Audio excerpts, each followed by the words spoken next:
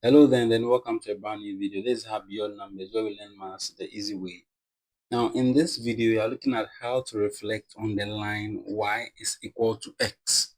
So in our previous one we looked at how to reflect on the line y equals 0 and then x equals 0 as well. That is the x-axis and then the y-axis. And then we looked at how or what reflection is, their properties, and then what have you.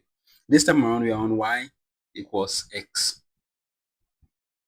Before explaining how you reflect on this line, let me explain to you how the line looks like. So it's just a diagonal line that passes through the origin. Right? It passes through the origin and then extends upward at an angle of 45 degrees. This is an illustration here. So this one here is a line we are talking about, the one in gold, right? So this is the line y equals x. Why do we call it the line y equals x? If you look at the points on the line, for instance, if I'm to take this point over here, what becomes its coordinates? So let's take a look at it. This point here, its coordinates x equals 1 and y equals 1. So basically, the point on x is the same as the point on y. You see, if I'm to take another coordinate, let's say this over here, it is 4, 4. You see, so the point on x is the same as the point on what? Y. That is why we call the line y equals what? X. That is the equation of this line. So now that we know how the line looks like, let's look at how we can reflect on this line. How do we reflect on this line? So just like the ones we have done, when you want to reflect on this line, there is also a formula, you see. So if you have the coordinate x, y, and we want to reflect on the line y equals x, then all you need to do is to swap the components. What do we mean by swapping the component? We simply mean that the x value now becomes the y value, and then the y value becomes the x value. So that becomes yx, you see. And as you know, we can write it this way as well. So reflecting on the line y equals x, it just becomes what? Your yx. This is the formula we use to what? Reflect on the line y equals x. What does this mean? Now, if you have a point, let's say point A with coordinates 3, 2, then after such a reflection, you are going to get your A prime being a swapping of the coordinate. That is, it becomes 2, 3. You see, so as simple as it looks, always swap your coordinates and you'll be able to reflect on this line y equals x. So these are some points we have. We have to reflect these points. A being 3, 2, B being 4, 1, and then C being 0, -5 on the line y equals x. We write them here, you see. Let's solve them here. If we finish, we go to the graph and then do our transfer. Now, if you remember the formula, we said reflection on the line y equals x. So on y equals x, then we are going to swap the points. That is, it becomes y x. So for our first point, A, which is 3, 2, if we reflect it on this line, then we are going to get A prime with coordinates 2, 3. You see, we just swap the component. Then for B, which has -4, 1, if you have to reflect on this same line, then we are going to get B prime with coordinates 1, -4. Then finally, for C, with coordinate 0, 5. And we're also going to get what? C1 with coordinate -5 and then your 0, right? So now that we have identified the points, let's go to our graph and then identify both the objects and then their images as well. So this is my graph here. You need to what? Get this line, you see. So on the line, you can write down its equation as well. That is y is equal to x. That is the equation of this line. So we look at our first point, which was 3, 2. 3, 2. So where do I have my 3, 2? 3 and then 2. This is my point over here. And that was A.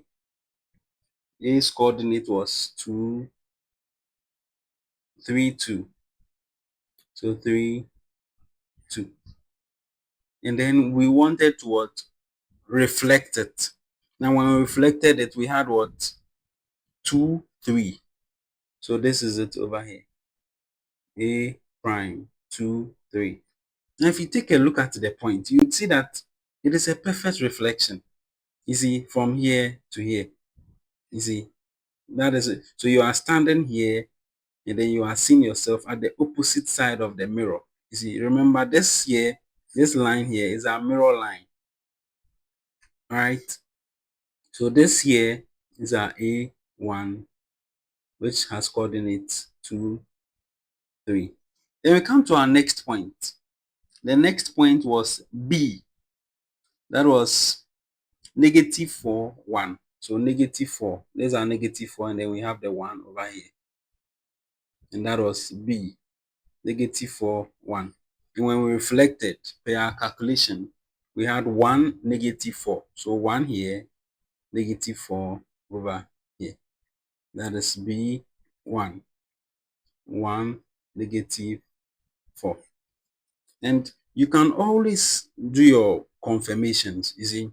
So if I'm to use my ruler, you realize that if I put my ruler perpendicular to my mirror line, then I have the measure from the mirror line to the point being 1.8. And it's the same as what I see over here. You see, remember we said the image distance is the same as the object distance. And this confirms that, you see. Now let's look at the last one. So the last one, which was C, has coordinate 0, 5, right? Let me just clean this so that what we are doing will be a little bit clear. So it had coordinates 0, 5.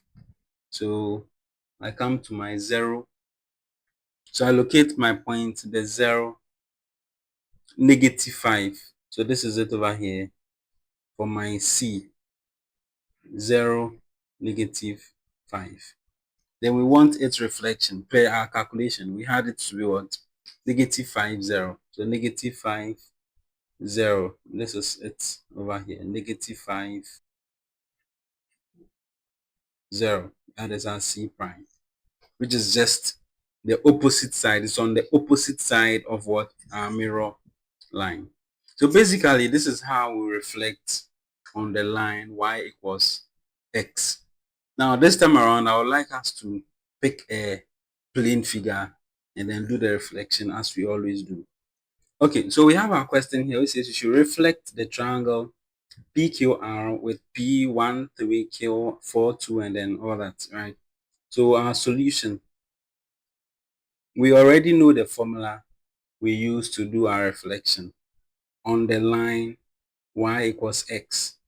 So for any x, y, if we want to reflect on the line y equals x, we interchange so that it becomes y x.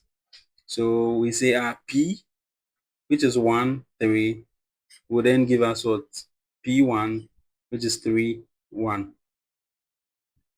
And then our Q, which was 4, 2, would also give us a Q1 or Q prime, which would be 2, 4.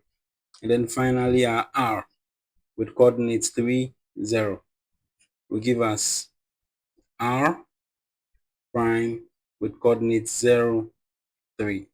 So just as we did for the previous one, we go to our graph and then do our representation there. So with this, we locate our points. Now let's remember our points. We had P being what? 1, but before we even locate our point, we would have to draw the line. Okay, so the easy way of drawing this line, you take your ruler or your protractor and then you measure angle 45 degrees. So this here is my angle 45 degrees, and then I'll just draw a straight line. See, so you draw a straight line.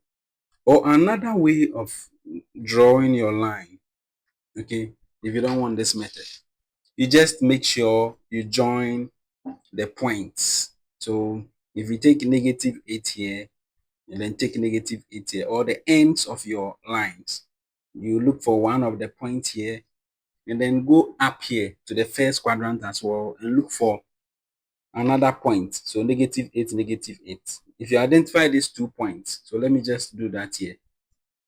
Identify this point, -8, -8. I'm using -8, -8 because my scale has given me those as my extremes. Then I come to 8, 8 as well over here. And then you just draw your straight line through to meet these 2 points. That is also allowed.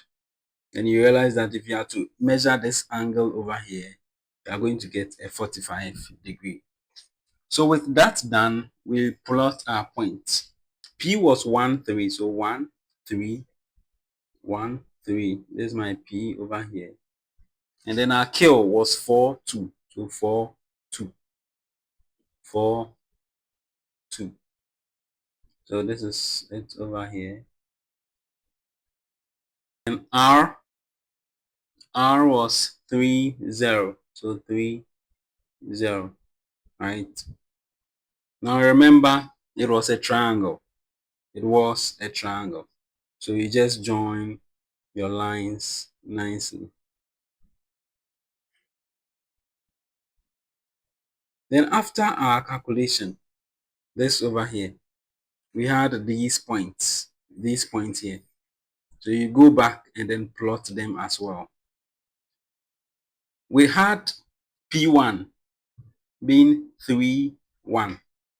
So 3, 1, x equals 3, y equals 1. So 3, 1, this is it over here. And then we had our Q1 as 2, 4. So 2, 4. This is it over here. And then the last one, which was R, as 0, 3. So 0, 3. This is it over here. So we then join these 2 lines.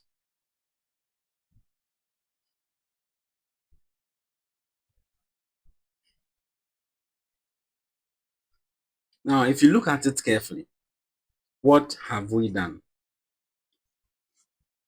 Now, I had to recolor whatever we did so that you'd see it carefully. So if you'd look at the labels carefully, the ones in the white, that was the original image, right? These in the white were the original, object, you see. And as we reflected it, we twisted it around, you see how everything has flipped.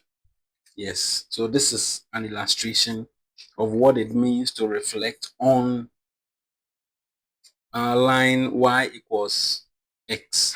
All right, it's basic. It is basically you just flipping your x and then y values. As p was here, p was flipped to this point. You see this flipping, and then q also flipped to this point, and then r also flipped to the other point. So basically, that is that. If you understand how to use the formula, I think you'll be good to go. So we have this here. You can try to test your understanding. It says you have to reflect the following shape on y equals x. The first one, we have a square, and then you have a triangle. And these are the coordinates of the points involved. Take note, reflecting on the line y equals 0 simply means what? You are flipping the x and then y. So if you have x and y, then it's going to become what? Y x. Basically, this is how we reflect on the line y equals 0. I do hope this video was helpful. Now, I would advise that you go over this again to look at what we did. Yes, the figure that was formed can be a little bit confusing because of this overlap over here. But if you do understand how to work around this point and you're able to do this try work, I do hope you'd get the concept. Here's a how beyond numbers where we learn maths the easy way. If you found this video helpful, you can always like and then subscribe. That is if you wish. So that anytime I release any video, you'll be notified as well. Stay blessed and then bye.